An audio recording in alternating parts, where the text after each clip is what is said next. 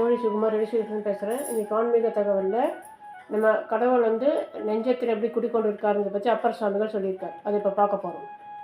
குடியிருத்தல். நல்ல மனம் என்னும் வீட்டை நான் கட்டி வைத்திருக்கிறேன். நாதா, நீ நீங்காத அருள் குடியிருப்பாயாக. நல்ல மனம் என்னும் வீட்டை நான் கட்டி வைத்திருக்கிறேன்.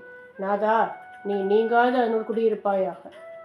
ஒவ்வாத இருவர் ஒரே வீட்டில் குடியிருக்க முடியாது. மனம் என்னும் மனையில் யாண்டும் நலமே குடியிருப்பதாக. நல்ல எண்ணம், நல்ல பேச்சு, நல்ல செயல் இவைகளே அல்லும் பகலும் அதில் வாசம் செய்வனவாகுக. அத்தகைய இல்லத்தில் இன்பம் நிறைந்திருக்கும். கேடு என்னும் கீழோன் அவ்வீட்டில் நுழையான்.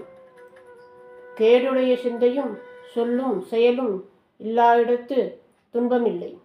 பேரின்பமே அங்கு பொழியும். நெஞ்சம் உமக்கே இடமாக வைத்தேன், நினையாது ஒருபோதும் விருந்தறியேன்.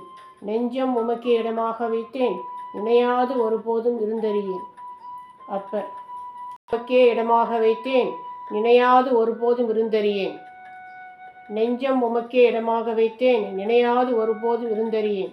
என்ன தெரிஞ்சுக்க போகிறதுனாக்கா, நம்ம ஒருமித்த எண்ணங்களோட ஒரு வீட்டில் இருக்கணும். ஒரு ஹஸ்பண்ட் ஒய்ஃப் இருக்கானாக்கா அவர் எண்ணங்கள் செயல்கள் எல்லாம் ஒரே எண்ண செயலாக இருக்கணும்.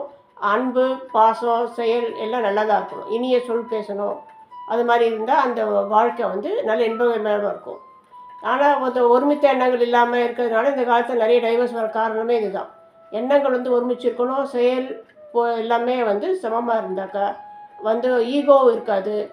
அந்த இந்த மாதிரியான வேற்று இது வராது, வேற்று கருத்துக்கள் வராது.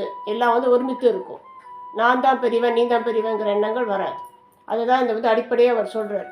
நம்ம அதை புரிஞ்சுட்டார். அவர் குடியிருத்தல்ங்கிறது இறைவனை, அப்போ தான் இறைவன் நம்ம மனசு மேலே குடியிருப்பார். எந்த இடத்துல ஈகோ இல்லையோ அந்த இடத்துல தான் இறைவன் குடியிருப்பார்ங்கிறது நம்ம அதை உணர்ந்துக்கலாம்.